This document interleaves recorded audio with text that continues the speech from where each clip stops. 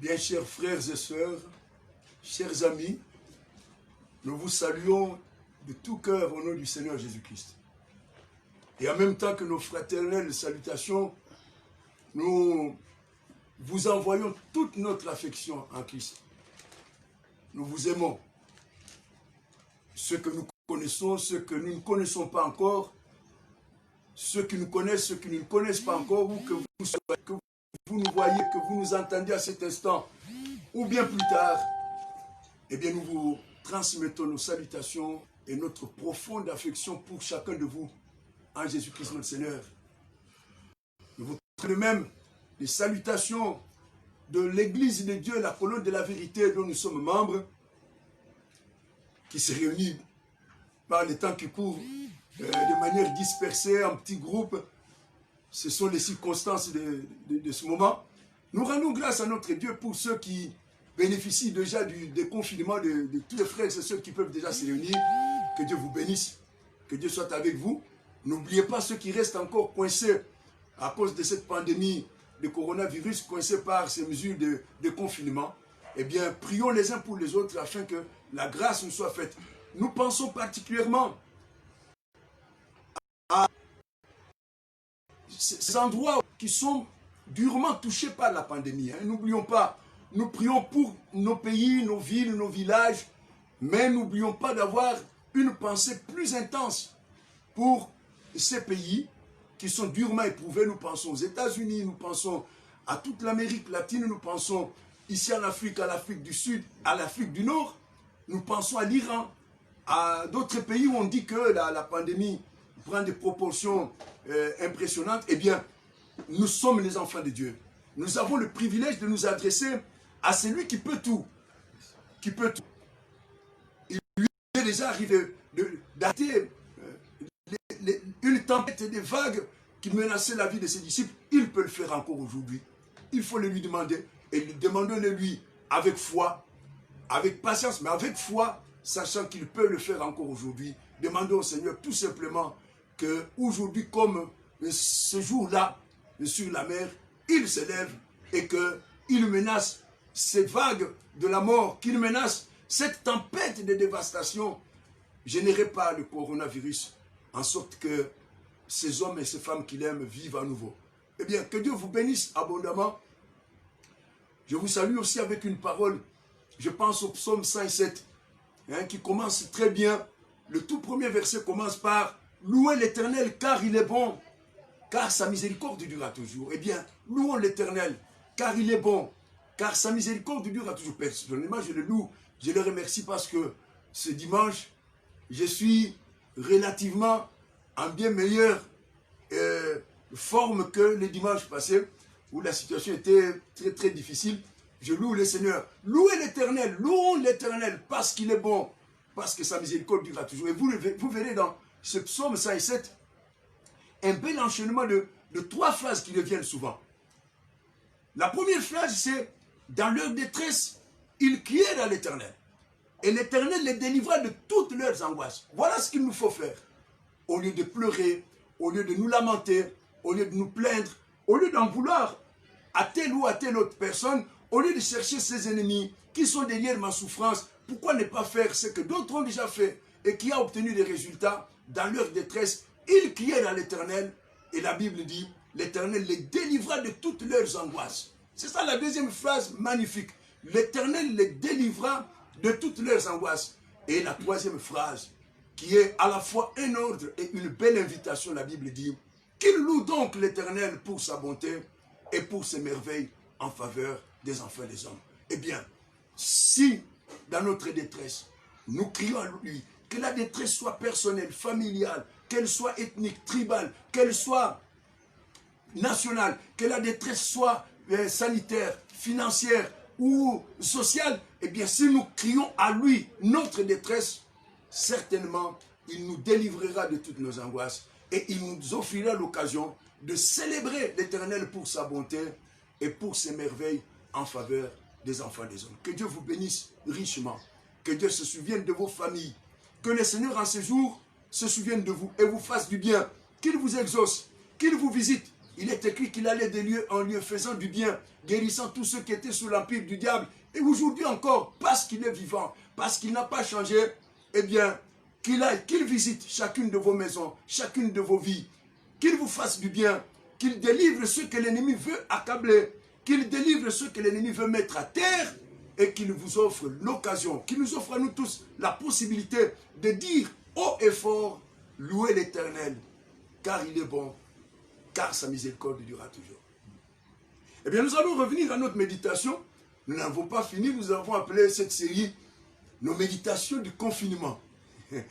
Mais c'est la parole de Dieu. Dieu nous a donné l'occasion de revenir sur l'évangile en parlant du dispositif de salut et de sécurité de Dieu pour son peuple. Nous parlons de l'évangile. Nous parlons de la bonne nouvelle du salut. Nous parlons de la bonne nouvelle du royaume. Eh bien, nous allons relire la première épître de Pierre au 2e chapitre, en commençant par le 6e verset.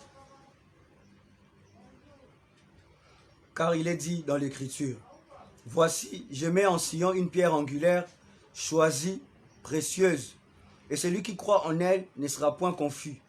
L'honneur est donc pour vous qui croyez. Mais pour les incrédules, la pierre qu'ont rejeté ceux qui bâtissaient est devenue la principale de l'angle, et une pierre d'achoppement et un rocher de scandale. Ils y heurtent pour n'avoir pas cru à la parole, et c'est à cela qu'ils sont destinés. Vous, au contraire, vous êtes une race élue, un sacerdoce royal, une nation sainte, un peuple acquis, afin que vous annonciez les vertus de celui qui vous a appelé des ténèbres à son admirable lumière, vous qui autrefois n'étiez pas un peuple et qui maintenant êtes le peuple de Dieu, vous qui n'aviez pas obtenu miséricorde et qui maintenant avez obtenu miséricorde. Nous réalisons aussi Hébreux chapitre 11, à partir du 24e verset, l'exemple de la foi de Moïse. C'est pas que Moïse, devenu grand, refusa d'être appelé fils de la fille de Pharaon, aimant mieux être maltraité avec le peuple de Dieu que d'avoir pour un temps la jouissance du péché, regardant l'opprobre de Christ comme une richesse plus grande que les trésors de l'Égypte, car il avait les yeux fixés sur la rémunération. Et Hébreux chapitre 13, du 12e verset jusqu'au 14e. Hébreux chapitre 13, 12e verset jusqu'au 14e. C'est pour cela que Jésus aussi, afin de sanctifier le peuple par son propre sang, a souffert hors de la porte. Sortant donc pour aller à lui, hors du camp, en portant son opprobre. Car nous n'avons point ici-bas de cité permanente, mais nous cherchons celle qui est à venir. Car nous n'avons point ici-bas de cité permanente, mais nous cherchons celle qui est à venir. Nous sauver, dit la Bible, par la grâce, par le moyen de la foi. Le salut de Dieu est tellement simple. Je vous en supplie, chers amis, ne compliquez pas les choses. Ne vous compliquez pas la vie. Le salut de Dieu est simple. Il est merveilleux. Nous venons de lire dans la première épître de Pierre. Il dit, l'honneur est pour vous qui croyez. C'est ce que Dieu a dit. Voici, je place en Sion une pierre angulaire, une pierre précieuse, une pierre de grand prix. C'est cette pierre-là qui sauve. Ce ne sont pas nos cérémonies religieuses. C'est bien d'être pieux, c'est bien d'être zélé, c'est bien d'avoir la foi, c'est bien de chanter de cantiques, c'est bien d'apporter son offrande. Mais ce ne sont pas nos activités à nous qui nous sauvent. Nous sommes sauvés par cette pierre précieuse que Dieu, dans sa grâce, a placée pour nous, une fois pour toutes, en Sion. Il est dit dans l'Écriture, c'est le témoignage de l'Écriture.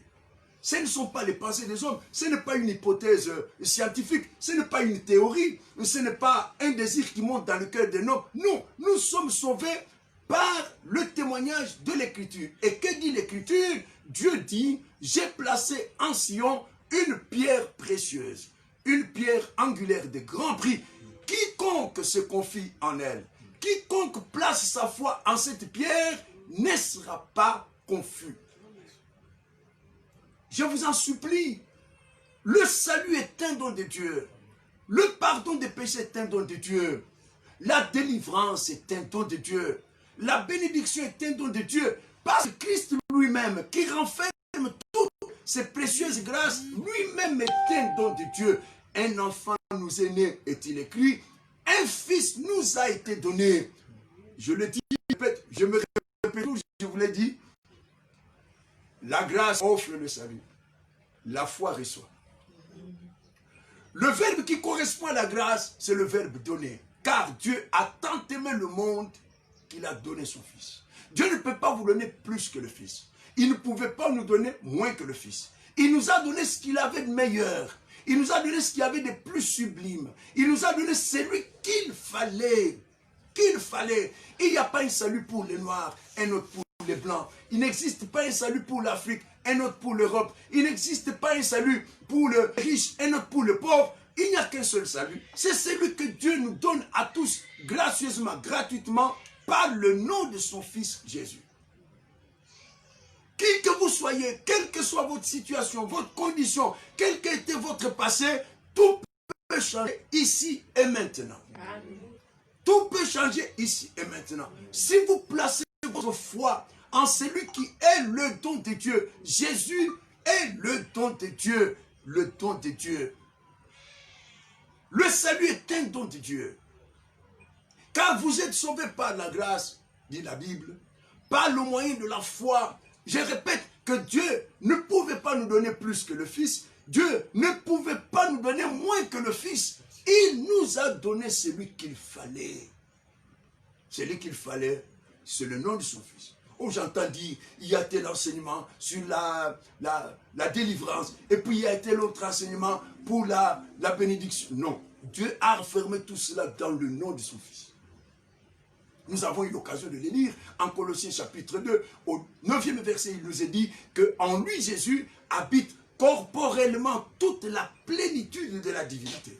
Toute la plénitude de la divinité. Et le verset suivant, le verset 10, dit, en parlant de chacun de nous tous qui appartenons à Jésus, et vous et nous, nous avons tout en plénitude en lui, Jésus, qui est le chef de toute domination et de toute autorité. Tout, la guérison, la bénédiction, la délivrance, le salut, la victoire sur Satan et ses démons. Nous avons tout cela en plénitude en Jésus-Christ, qui est le chef de toute domination et de toute autorité. Vous êtes sauvés, est-il écrit, par la grâce offre, donne, par le moyen de la foi, c'est la foi qui reçoit. C'est pourquoi l'apôtre Pierre, dans l'épître, et le chapitre que nous venons de lire, son épître, sa première épître, au 2e chapitre, il dit, l'honneur est pour vous qui croyez.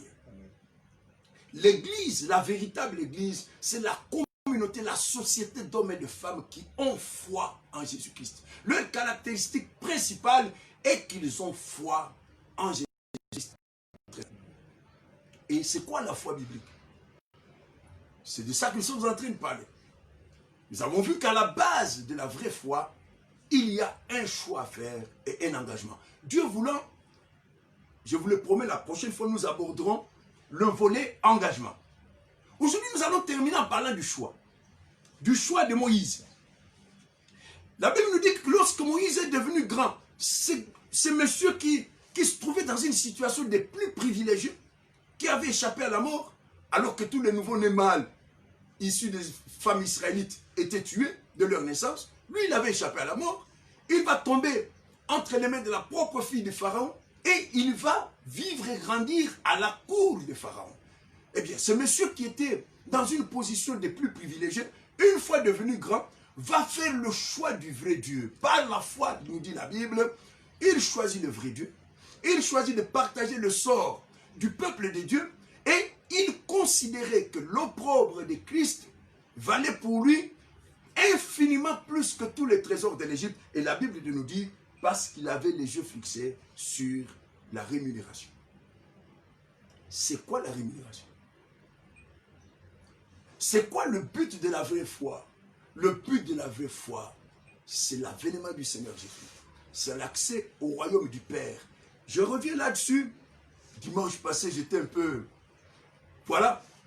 J'espère que je l'ai dit suffisamment clairement et je le répète encore. Lorsque nous lisons dans Hébreux chapitre 11 au premier verset, que la foi est une ferme assurance des choses que l'on espère, une démonstration des choses qu'on ne voit pas. Les choses que nous espérons, ce ne sont pas les émanations de nos propres cœurs, ce ne sont pas nos souhaits, nos aspirations, nos ambitions, comme cela est malheureusement enseigné dans beaucoup de milieux. Non, les choses espérées, ce sont les choses promises par Dieu. Nous les espérons avec une pleine et ferme assurance parce qu'elles sont promises par celui qui n'est pas un homme pour mentir, ni un fils d'homme pour se repentir.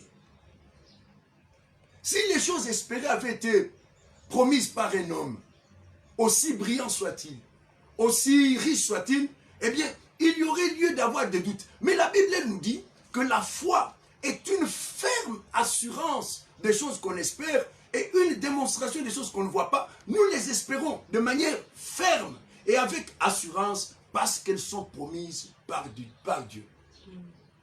J'aimerais, avant qu'on aille plus loin, j'aime beaucoup lire la Bible. J'aime beaucoup les Écritures. Nous sommes en Tite, chapitre 1er. L'épître de Tite, au premier chapitre. Écoutez, entendons ce que Paul dit à propos de la vie éternelle, du don de Dieu. Tite, premier chapitre, nous lisons à partir du premier verset jusqu'au 4e.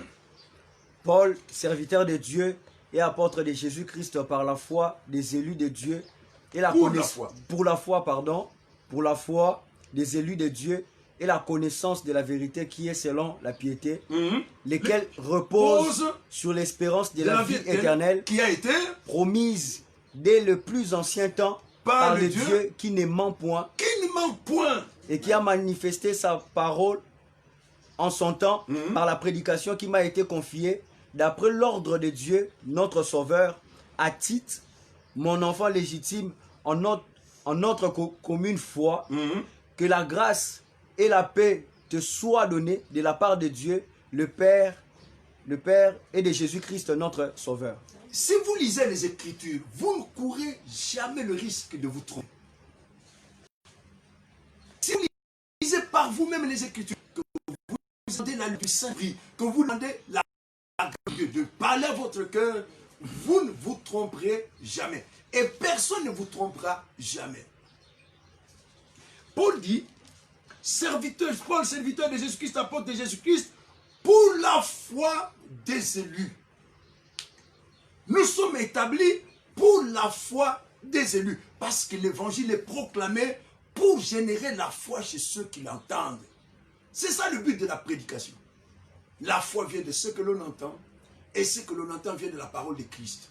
Donc, ministres de Dieu, nous ne sommes pas établis pour, je ne sais pas moi, jouer de grands rôles dans le monde, devenir des vedettes, devenir... Il y a cette tendance à la starisation des serviteurs de Dieu. Ce sont des stars, ce sont des méga stars. Non, nous sommes établis pour la foi des élus. Je suis prédicateur pour la foi des élus. Mais écoutez ce que Paul écrit. Il dit, pour la foi des élus et la connaissance de la vérité qui est selon la piété, et la foi et la connaissance de la vérité reposent sur l'espérance de la vie éternelle qui elle-même a été promise dès les temps anciens par le Dieu qui ne ment point.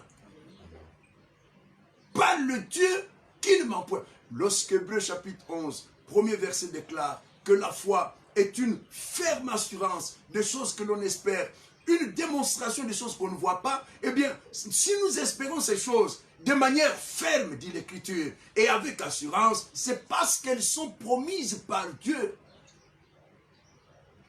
Parce qu'elles sont promises par Dieu. Je vous en supplie, rectifions les choses, que chacun de nous s'examine lui-même pour savoir s'il est dans la foi, s'il a la foi apostolique, la foi biblique. Ne nous livrons pas des espérances trompeuses, ce n'est pas le moment. Je crois que la pandémie qui a éclaté dans le monde, qui a surpris le monde entier, est une sorte d'alarme, une alerte générale. Pour que chacun de nous s'examine lui-même et que personne ne continue de se livrer à des espérances trompeuses. S'il y a quoi que ce soit à mettre en ordre avec le Seigneur, c'est maintenant qu'il faut le faire. S'il faut vérifier si tu as la véritable foi, c'est maintenant qu'il faut le faire. Je vous ai donné la fois passée l'exemple des parachutistes. Eh bien, un parachutiste ne va pas vérifier son équipement une fois qu'il a été largué de l'avion. Non, c'est au sol qu'il vérifie que qu'il est bien sanglé, que son parachute est bien en place et que le mécanisme fonctionne bien. C'est là qu'il faut vérifier parce qu'une fois largué, ou bien ça passe, ou bien ça casse. La foi est une ferme assurance des choses que l'on espère et une démonstration des choses qu'on ne voit pas. Et nous les espérons de manière ferme et avec assurance parce qu'elles sont promises par Dieu. Lorsque la Bible nous dit que Moïse, la grande motivation de son cœur, ce n'était pas d'être connu, ce n'était pas de devenir un leader. Ça m'a toujours étonné d'entendre tous ces enseignements sur le leadership qui prennent l'exemple de Moïse. Moïse lui-même ne poursuivait pas le leadership. En tout cas, ce n'est pas ce que la Bible nous dit à son sujet. Moïse ne s'est pas dit, je quitte la maison de Pharaon pour devenir un grand leader d'Israël. Non, la Bible dit que, nous révèle d'ailleurs le fond de son cœur, la grande motivation qu'il avait au cœur, c'était la foi. Et que poursuivait-il? Il avait les yeux fixés sur la rémunération.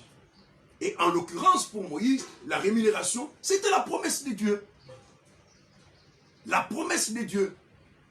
C'est pourquoi nous avons lu en Hébreux chapitre 13. La Bible nous dit que Jésus, pour sauver le peuple, a souffert hors du camp. Et la Bible nous invite, nous aussi, à suivre Jésus, mais en sortant du camp, c'est-à-dire en nous séparant d'avec le monde, nous en avons déjà parlé, à aller vers Jésus en portant son opprobre. Tu ne peux pas marcher avec Jésus tout en esquivant son opprobre. Tu ne peux pas marcher avec Jésus tout en refusant de partager un tant soit peu son sort dans ce monde, c'est-à-dire le mépris, le rejet, tout ce que Jésus a connu dans ce monde. Tu ne peux pas l'éluder si tu veux suivre Jésus. Et la Bible lui a ajouté tout de suite, car nous n'avons pas ici-bas de cité permanente, mais nous cherchons la cité qui est à venir. Parce que la vraie foi vise l'avenir. La vraie foi, c'est une projection dans le futur, mais le futur de Dieu. C'est ça la vraie foi. Nous allons revenir sur une notion souvent oubliée. Nous sommes en Romains chapitre 8. Nous allons lire le 8e verset jusqu'au 30e. 28e verset, pardon, jusqu'au 30e. Romains chapitre 8, du verset 28 au verset 30. Que nous dit la Bible? Nous savons du reste que toute chose convient de ceux qui aiment Dieu et de ceux qui sont appelés selon son dessein. Car ceux qu'il a connus d'avance, il les a aussi prédestinés à être semblables à l'image de son Fils, afin que son Fils fût le premier-né entre plusieurs frères. Et ceux qu'il a prédestinés, il les a aussi appelés. Et ceux qu'il a appelés, il les a aussi justifiés. Et ceux qu'il a justifiés, il les a aussi glorifiés. Nous savons que toute chose concourt au bien de ceux qui aiment Dieu. C'est l'une des portions des Écritures qui est récitée, rappelée à tout bout de champ. Et nous avons parfois tort de nous arrêter là. Que toute chose concourt au bien de ceux qui aiment Dieu. Mais la Bible, elle, ajoute un élément indispensable. Au bien de ceux que Dieu a appelés selon son dessein. Toute chose concourt au bien de ceux que Dieu a appelés selon son dessein, son projet à lui. Pas le nôtre, son projet à lui. Mesdames et sœurs, la foi ne consiste pas à apporter mon petit projet à Dieu en demandant ensuite de l'entériner et de le faire accomplir. Non! Malheureusement, c'est comme ça que les choses sont prêchées aujourd'hui. Rêver grand, rêver grand. La foi ne consiste pas à rêver grand. Ceux qui sont devenus grands dans la Bible, ils ne l'ont jamais cherché. Ils ne l'ont pas demandé à Dieu. C'est la vérité. Ceux qui sont devenus dans la Bible ne l'ont ni cherché, ni demandé à Dieu. Ils n'en ont pas rêvé. Donc ces genres d'enseignement de rêver grand, voyez-vous grand, tout ça, ce sont des mensonges, ce sont des hérésies, ce sont des doctrines de démons. C'est l'esprit de démons qui parle. Toute chose concourt au bien de ceux qui aiment Dieu, au bien de ceux que Dieu a appelés selon son dessein. Et quel est le fameux dessein de Dieu? Le verset 29 nous le révèle. Le dessein de Dieu consiste C'est ce que Dieu a connu d'avance. Il les a aussi prédestinés à devenir semblables à l'image de son Fils. Nous prenons l'exemple d'un tailleur. Eh bien, le Fils est le modèle du Père. C'est le modèle du Père. Que le Père, qu'il a justifié, qu'il a glorifié, il les a prédestinés, en fin de compte, à porter l'image de celui qui est son modèle à lui, le Fils. On a les gens fantasmés sur le mot glorifié. La gloire, ce n'est pas devenir millionnaire. Je suis désolé, mais ce n'est pas la vérité. La gloire, ce n'est pas être entre 2-3 avions chaque jour, à courir le monde entier, à organiser des grandes campagnes d'évangélisation, à remplir les stades. Ce n'est pas ça la gloire dont parle la Bible. La gloire est que un jour, tu ressembles à Jésus-Christ, le Fils de Dieu. C'est ça le projet de Dieu. Ce que Dieu a connu d'avance, il les a prédestinés à devenir semblables à l'image de son Fils, pour que le Fils soit le premier-né entre plusieurs frères. C'est ça le projet de Dieu. Vous pouvez le lire en Hébreux chapitre 2, la Bible déclare qu'il convenait à Dieu, qui voulait amener plusieurs fils à la gloire, d'élever à la perfection le prince de leur salut par beaucoup de souffrances. Je l'ai dit tout au début, que le projet de Dieu consiste en ceci. Il a sémé un fils pour récolter d'autres fils semblables au fils. Si ce n'est pas la foi que tu as, il est temps que tu rectifies. Si tu avais d'autres ambitions en suivant Jésus, si tu avais d'autres projets en suivant Jésus, si tu pensais à autre chose tout en croyant suivre Jésus, c'est le moment de rectifier, c'est le moment de te remettre en cause et de rejoindre la véritable foi. Parce que le projet de Dieu consiste en ce que le Père a sémé le Fils unique pour récolter d'autres fils, mais des fils semblables au Fils unique. Car ceux que Dieu a connus d'avance, il les a prédestinés à devenir semblables à l'image de son Fils, afin que ce Fils soit le premier-né parmi plusieurs frères. Et comment Dieu accomplit-il ce projet? Et la Bible nous dit, ceux qu'il a connus d'avance, d'abord par les appeler. Ceux qu'il a, il les a ensuite justifiés. Et ceux qu'il a justifiés, il les a ensuite glorifiés. C'est ainsi que le verset suivant, qui est aussi très cité dans les églises, nous dit, si Dieu est pour nous, qui sera contre nous? Le verset suivant, le 32e, dit, lui qui n'a point épargné son propre fils, mais qui l'a livré pour nous, comment ne nous donnera-t-il pas aussi toute bonne chose avec le Fils? Mes chers amis, Moïse avait les yeux fixés sur la rémunération. Et en l'occurrence, la rémunération, ce n'était pas de beaux habits. Il avait les beaux habits dans la maison de Pharaon. La rémunération, ce n'était pas une belle maison. Il avait une belle maison en habitant à la cour de Pharaon. La rémunération, ce n'était pas une condition sociale enviable, confortable. Il avait tout ça dans la maison de Pharaon. Mais Moïse, par la foi, c'est ça le but de la foi. La foi s'élève au-dessus du visible, au-dessus du tangible, au-dessus du palpable, au-dessus du comptable. La foi s'élève au-dessus de ces réalités pour faire ses regards sur les choses visibles promises par Dieu. C'est ça la vraie foi. Si nous ne croyons pas en ces réalités invisibles, nous ne croyons pas du tout en Christ. Bien aimé, nous pouvons lire. Nous sommes dans la deuxième épître de Paul aux Corinthiens.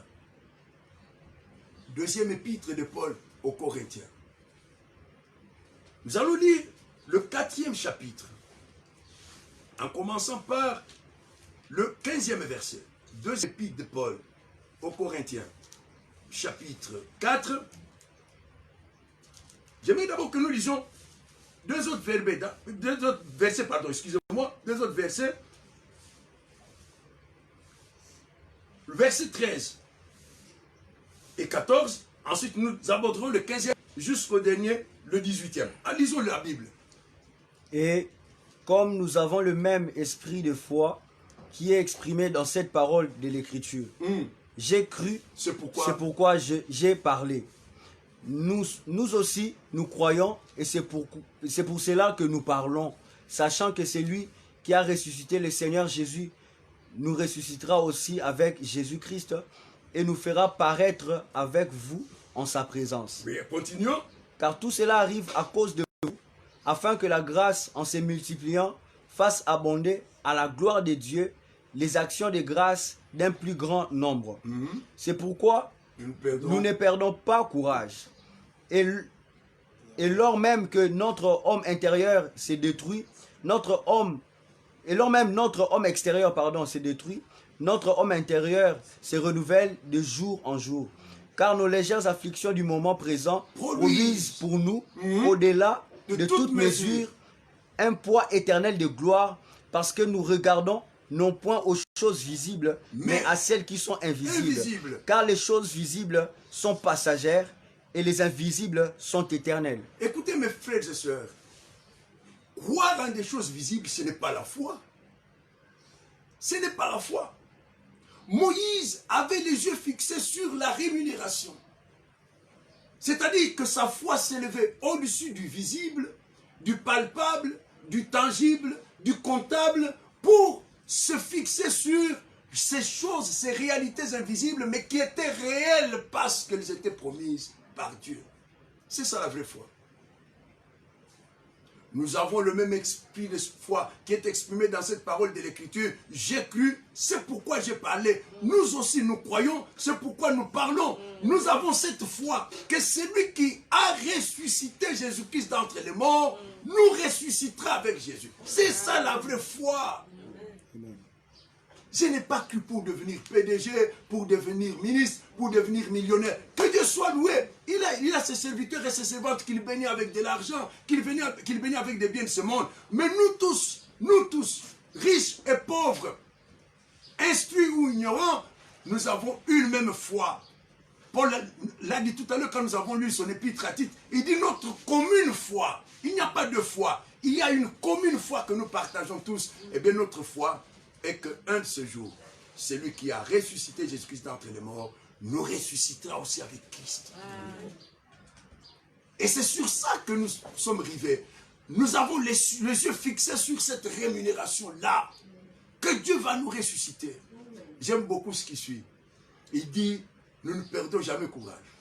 Malade ou pas malade, malmené par les circonstances de la vie, accablé par ceci ou cela. Même quand il arrive que nous quittions le monde par la mort, nous ne perdons pas courage, car nos légères afflictions du moment présent, c'est ça la foi. La foi, c'est le choix entre le présent et le futur de Dieu. Nos légères afflictions du moment présent produisent pour nous, au-delà de toute mesure, un poids éternel de gloire. Telle est la conviction d'un véritable enfant de Dieu. Telle est l'assurance qui garde le cœur d'un véritable croyant en Jésus-Christ. Il sait que les circonstances du moment présent, vous entendez ça? Le moment présent et l'éternité. Parce que la foi se situe entre les deux.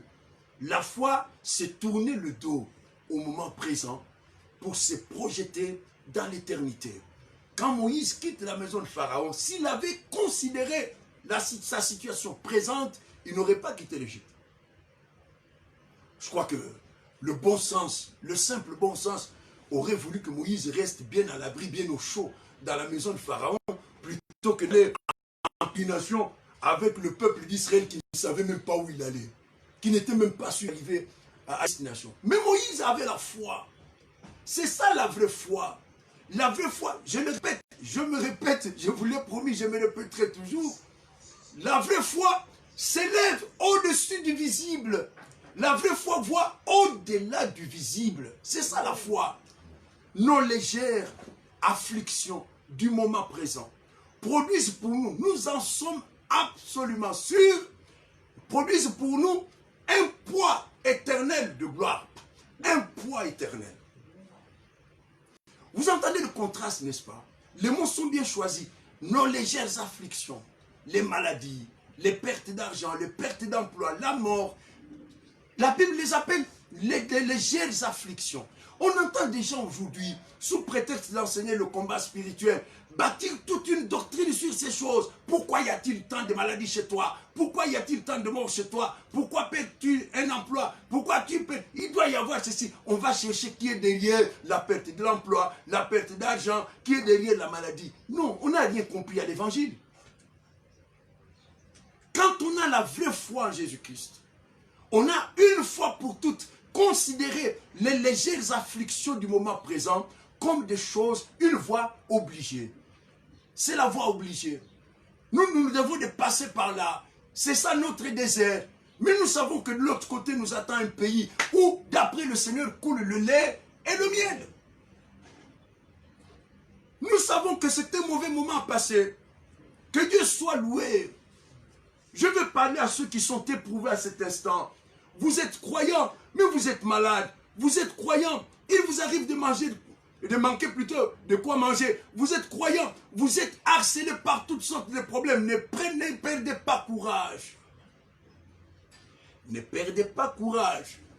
C'est le chemin par lequel le Seigneur a trouvé bon de vous faire passer. Ne jetez pas des regards inquiets. Ça peut être qui? Est-ce dans la famille? Est-ce que ça vient du côté maternel ou paternel? Ça vient du côté de mon épouse ou de mon mari? Ne promenez pas des regards inquiets. Dieu est avec vous. C'est ce que notre bien-aimé nous a dit, David nous a dit tout à l'heure. Dieu est avec vous. Il n'a jamais abandonné personne. Que vos légères afflictions ne vous troublent pas. Jean chapitre 16, verset 33, dit le Seigneur, vous aurez des tribulations dans le monde.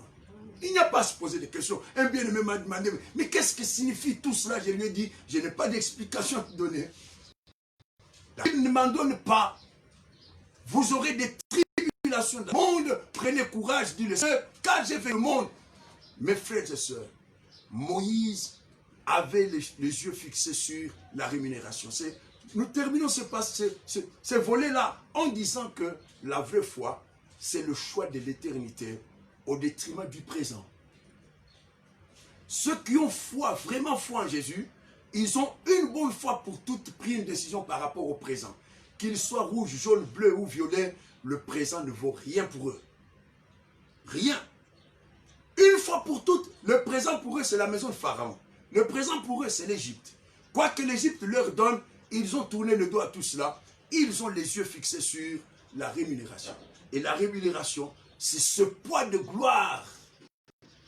Ce poids de gloire. Vous entendez cette association de mots? Poids de gloire. La gloire en elle-même est un poids. La gloire en elle-même est massive. La gloire en elle-même est une richesse. Mais ici, la Bible nous dit que les légères afflictions du moment présent produisent. Ces afflictions ne sont pas stériles. Elles ne sont pas inutiles. Elles ne sont pas futiles. Béni soit le Seigneur. Nos afflictions du moment produisent pour nous qui avons foi en Jésus. Pour nous, une fois pour toutes, tourner nos yeux et nos regards sur le Christ. Eh bien, ces légères afflictions produisent pour nous un poids éternel de gloire. Et l'apôtre d'ajouter, parce que nous regardons non pas aux choses visibles, mais nous regardons aux choses invisibles.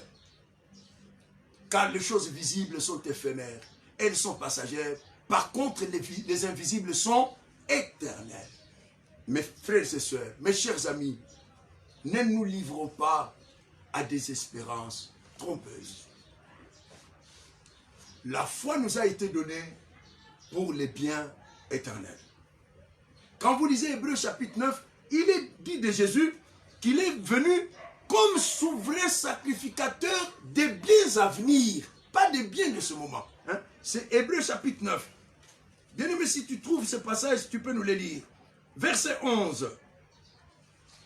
Hébreux 9. Qu'est-ce que nous dit la Bible au verset 9? Hébreux 9, verset 11. Mais Christ est venu comme souverain sacrificateur des biens à venir. Beaucoup, pendant longtemps, fait confusion entre la loi de Moïse, la première alliance, et la nouvelle alliance en laquelle nous nous trouvons. Et on a confondu les deux. On a allègrement puisé dans les promesses faites à Israël pour nourrir la foi de l'Église. Ça ne marche pas. Ça ne peut pas marcher. Israël, selon la première alliance, reçoit de Dieu une promesse terrestre et territoriale. Israël a reçu de Dieu une promesse terrestre et territoriale. C'est-à-dire que la promesse qu'elle reçoit de Dieu consiste en un territoire bien délimité. Nous en avons les limites dans la Bible. Par contre, nous dit la Bible, Hébreux chapitre 9, verset 11, Jésus est venu comme souverain sacrificateur de biens à venir, de biens qui ne sont pas de ce monde. Nous l'avons lu d'ailleurs la fois passée. Il est devenu sacrificateur d'une alliance plus excellente, fondée sur des meilleures promesses. Donc, notre foi a pour but l'éternité. La vraie foi ne vise rien d'autre que l'éternité. En sachant que nos légères afflictions du moment présent produisent pour nous, au-delà de toute mesure, un poids éternel de gloire. Parce que nous regardons non pas aux choses visibles, la vraie foi ne regarde pas aux choses visibles, mais elle considère les choses invisibles. Ces choses qui, d'après la première épître aux Corinthiens, chapitre 2, verset 9, que l'œil n'a point vu, l'oreille n'a point entendu, qui ne sont pas montées au cœur de l'homme, mais des choses que Dieu a préparées pour ceux qui l'aiment. Nous allons lire un autre passage. Vraiment, j'aime lire les Écritures. Lisez par vous-même les Écritures. Vous connaîtrez la vérité. Nous sommes en Philippiens chapitre 3. Écoutez ce que nous en dit la parole de Dieu. Philippiens chapitre 3, nous commençons par le 17e verset jusqu'au 21e. Soyez tous mes imitateurs, frères, et portez les regards sur ceux qui marchent selon le modèle que vous avez en nous. C'est ce que l'apôtre Paul nous dit à nous tous, à vous, à nous qui sommes ici, à moi, à toi, à lui, à elle. Soyez tous mes imitateurs. Écoutez-la. Portez le regard sur les hommes et les femmes que vous avez trouvés, marchant d'après le modèle que vous avez trouvé en nous. Pourquoi dit-il cela? Car il en est plusieurs qui marchent en ennemis de la croix de Christ. Je vous en ai souvent parlé et j'en parle maintenant encore en pleurant. C'est la seule fois où je vois Paul dire qu'il parlait en pleurant. La chose lui tenait tellement à cœur. La chose était tellement grave, importante, cruciale. Il dit, je vous en parle encore en pleurant. Et de quoi lui parle-t-il? Il dit qu'il y en a plusieurs qui marchent en ennemi de la croix de Christ. Ils ont beau avoir le nom de Jésus dans leur bouche. Ils ont beau se parer de tel ou tel titre. En réalité, ils marchent en ennemi de la croix de Christ. Quelles sont leurs caractéristiques? Leur fin sera la perdition. Ils ont pour Dieu leur ventre. Ils mettent leur gloire dans ce qui fait leur honte. Ils ne pensent qu'aux choses de la terre. Ils ne pensent qu'aux choses de la terre. Ils ne prêchent que les choses de la terre. Quand ils prient, ils ne visent que les choses de la terre. Quand ils s'adressent à Dieu, ils ne pensent qu'aux choses de la terre. Mes chers frères et sœurs, mes chers amis, je vous en supplie, c'est maintenant qu'il faut rectifier les choses. C'est maintenant qu'il faut se mettre en ordre. C'est maintenant, c'est chaque jour accompli. Hébreux chapitre 3, verset 7. Aujourd'hui, si vous entendez ça, n'endurcissez pas votre cœur. Ou si vous entendez ça, ne persistez pas, ne vous obstinez pas dans une foi factice. Il existe une foi factice qui ne sait rien, qui n'est pas fondée sur les Écritures, qui n'est pas fondée sur les promesses de Dieu, qui n'est fondée que sur les choses de la terre. La terre dit, il nous le dit à nous tous, soyez mes imitateurs. Portez les yeux sur les hommes et les femmes, sur les églises que vous avez trouvées, marchant selon le modèle que vous avez vu en nous. Pourquoi? Mais parce qu'il y en a plusieurs qui marchent en ennemi de la croix de Christ. Et l'apôtre d'ajouter, je vous en ai souvent parlé, il en parlait souvent. Pourquoi est-ce qu'on en parle plus souvent aujourd'hui? Il faut en parler. D'ajouter, je vous en parle en pleurant. En pleurant. Il dit la fin de ces hommes et de ces femmes, c'est la perdition. Ils ont pour Dieu leur ventre. Ils mettent leur gloire dans des choses qui auraient dû leur faire honte. Ils ne pensent qu'aux choses de la terre. Mais les deux versets suivants, que nous dit-il?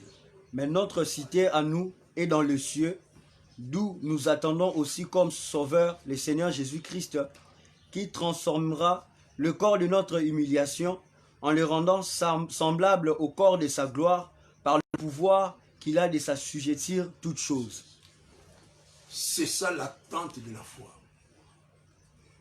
Un verbe béni dans le vocabulaire de la Bible, le verbe attendre. Le verbe attendre.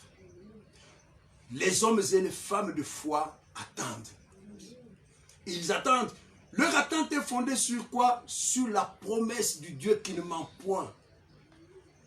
Abraham, Isaac et Jacob, Hébreux chapitre 11, verset 10, il nous est dit qu'ils attendaient. Ils attendaient la cité qui a de solides fondements, celle dont Dieu est l'architecte et le constructeur. Et nous, que nous est-il dit? Nous venons de le lire, Philippiens chapitre 3, verset 20. Mais nous, notre cité à nous, qui n'est pas ici-bas, est dans les cieux, d'où nous attendons aussi comme sauveur, le Seigneur Jésus-Christ, quand il viendra, il transformera notre corps d'humiliation et le rendra semblable à son corps de gloire par le pouvoir qu'il a de s'assujettir toutes choses. Je vous en supplie, mes frères et sœurs, examinons-nous pour savoir si nous sommes dans la foi. Hier la nuit, je suivais l'enseignement d'un bien-aimé pasteur, pasteur Maurice Ngoï. Il enseigne sur Actes chapitre 17. Si vous en avez l'occasion, il faut écouter ce message. Il a fait allusion à Actes chapitre 17. Au verset 21, la Bible dit que les Athéniens et tous ceux qui habitaient Athènes passaient tout leur temps à dire et à écouter des nouvelles. C'est la culture d'aujourd'hui, où on passe tout son temps à dire et à écouter des nouvelles. Mais il n'y a qu'une seule nouvelle qui est digne d'être écoutée, qui est digne d'être proclamée, c'est la bonne nouvelle du royaume de Dieu.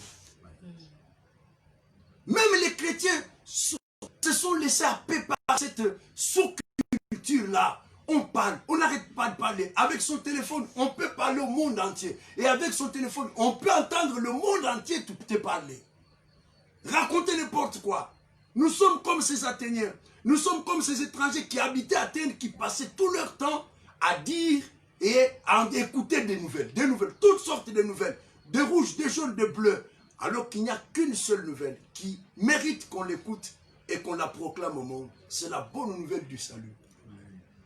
Moïse avait les yeux fixés sur la rémunération. La rémunération de la foi, pour nous, ce n'est pas le fait que je quitte ma condition de salarié, que je devienne moi-même un entrepreneur.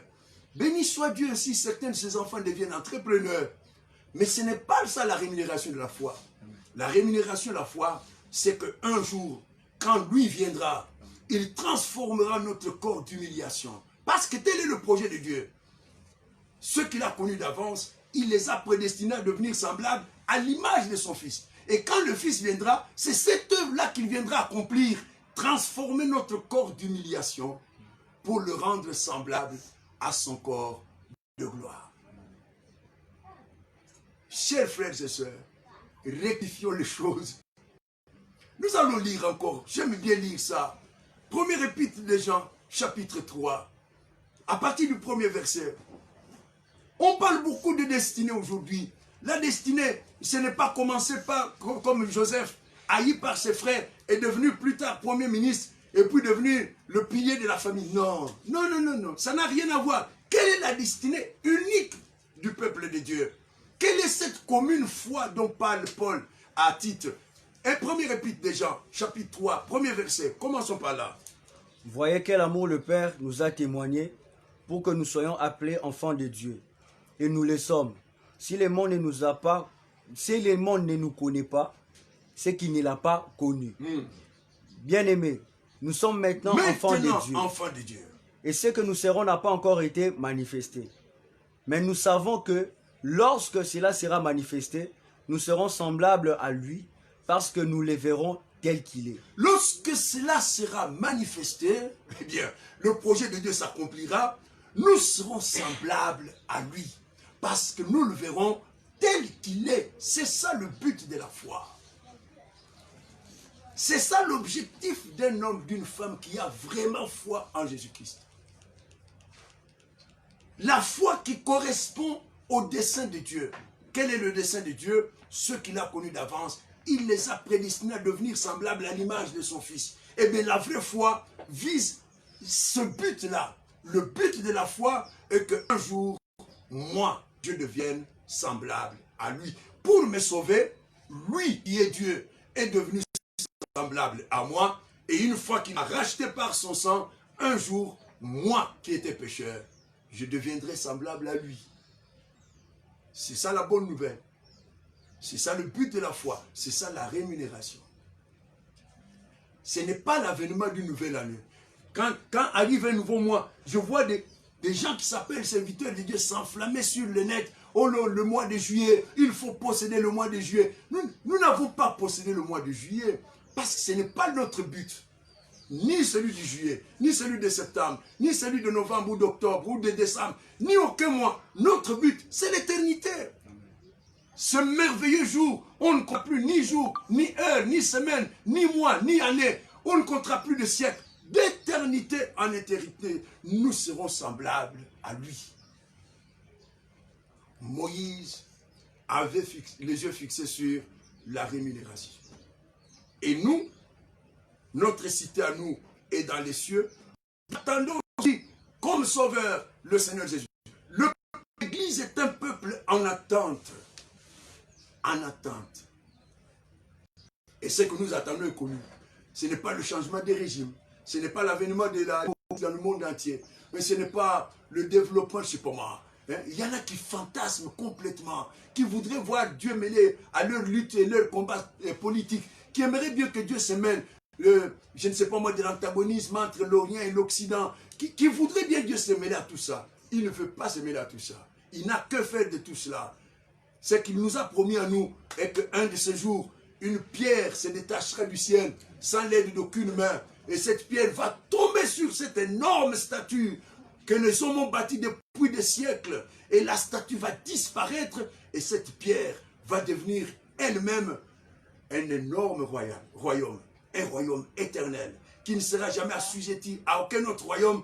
Un royaume absolument éternel. Je vous en supplie. Est-ce que telle est votre foi? Aujourd'hui, si vous entendez sa voix, dit la Bible, n'endurcissez pas votre cœur. Si tu étais venu à Jésus avec des petits projets, avec des projets futiles, avec des projets superficiels, abandonne tout ça. Crois au Seigneur Jésus, il te sauvera et il te mettra en possession du royaume éternel. N'est-ce pas ce qu'il a dit? Ne crains pas, petit troupeau. Ne vous inquiétez pas pour le manger, pour le boire, pour le vêtement. Il dit là, la vie ne vaut-il pas plus que la nourriture? Le corps ne vaut-il pas plus que le vêtement? Si Dieu révèle l'herbe des champs et puis nourrit les oiseaux du ciel, ne le fera-t-il pas à bien plus forte raison? Ne vous inquiétez pas pour ces choses visibles, palpables et tangibles. Ne vous inquiétez pas de ça. Votre Père a trouvé bon de vous donner quelque chose d'inédit, quelque chose d'inouï, quelque chose d'absolument nouveau. Votre Père a trouvé bon de vous donner le royaume. Notre cité est dans les cieux. Nous attendons de là, comme sauveur, le Seigneur Jésus. Il n'enverra pas Élie le prophète. Nous n'attendons pas Élie le prophète. Nous n'attendons pas un prophète majeur, un super apôtre. Non, l'Église attend l'avènement de son sauveur. L'Église attend l'accomplissement de la dernière promesse du Seigneur. L'ultime promesse du Seigneur, c'est Jean chapitre 4. Que votre cœur ne se trouble point. Croyez en Dieu, croyez en moi. Dans la maison de mon Père, il y a plusieurs demeures. Si les choses n'étaient pas, je vous l'aurais dit. Je m'en vais vous préparer une place. Et quand j'aurai fini de vous préparer cette place, je reviendrai et je vous prendrai afin que là où je suis, vous y soyez aussi. Vous n'avez qu'à consulter votre Nouveau Testament. C'est l'ultime promesse du Seigneur Jésus à ceux qui lui appartiennent. Pas la promesse d'un Élie, je ne sais quel prophète majeur. Non. Lui-même. C'est ainsi qu'il est dit. Ah, j'aimerais lire ça. Premier épître aux Thessaloniciens, chapitre 4. Premier épître aux Thessaloniciens. Moïse avait les yeux fixés sur la rémunération. Et la rémunération pour Moïse, c'était la promesse de Dieu pour son peuple. Cette promesse bénie qu'il avait faite à Israël, cette promesse qu'il avait faite à Abraham en lui disant, ta descendance descendra en Égypte, elle y sera asservie, mais 400 ans après, j'irai les chercher de là et je les mènerai dans ce pays que je t'ai donné. Cette promesse à laquelle en disant à ses frères, jurez-moi que le jour où l'Éternel viendra vous chercher d'ici, vous n'abandonnerez pas mes eaux après vous. Premier épître aux Thessaloniciens, chapitre 4, à partir du 13e verset.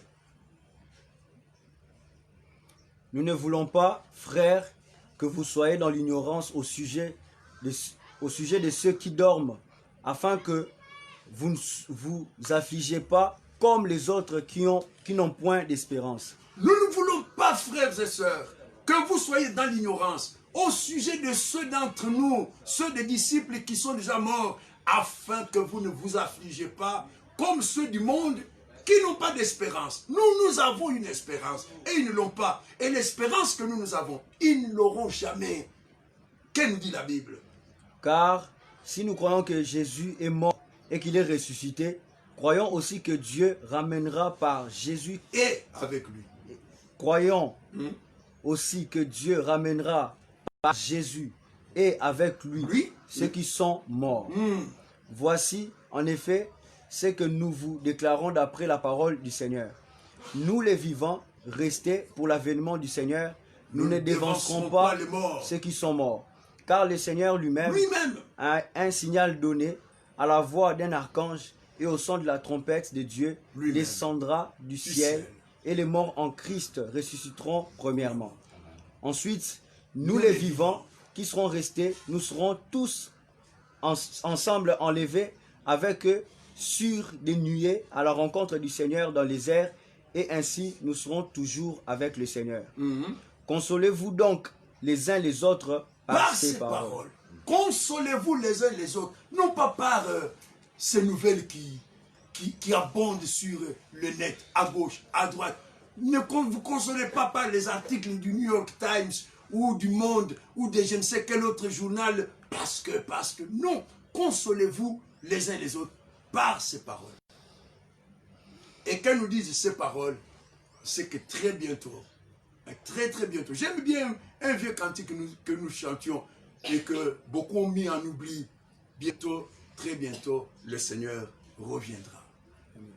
Il revient très bientôt. Car encore un peu, Hébreux chapitre 10, verset 37, encore un peu, très peu de temps, celui qui doit venir viendra et il ne tardera pas. Et mon juste vivra par la foi. Dans très peu de temps, le Seigneur lui-même, à la voix d'un archange, au son de la trompette de Dieu, à un signal qui sera donné, le Seigneur lui-même, il n'enverra pas Élie le prophète, il n'enverra pas Abraham, il n'enverra aucun pasteur aller chercher ses ouailles. Non, voici ce que nous vous déclarons. D'après une parole du Seigneur, c'est que le Seigneur lui-même a un signal qui sera donné à la voix de l'archange, au son de la trompette, le Seigneur lui-même descendra du ciel. Et les morts en Christ commenceront par ressusciter. Et nous qui sommes vivants, nous serons transformés. Et ensemble, nous irons à la rencontre du Seigneur. Et nous serons avec lui d'éternité en éternité. C'est alors que s'accomplira Jean chapitre 14. Quand j'aurai fini de vous préparer cette place, je reviendrai.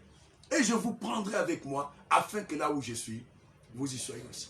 Et la Bible termine ce passage que nous venons de lire, cette lecture. C'est par là que je termine avec vous aujourd'hui, en espérant, en demandant au Seigneur la grâce de vous retrouver très bientôt sur la même page, sur le même canal. Eh bien, consolez-vous les uns les autres par ces paroles. Vous pouvez nous suivre.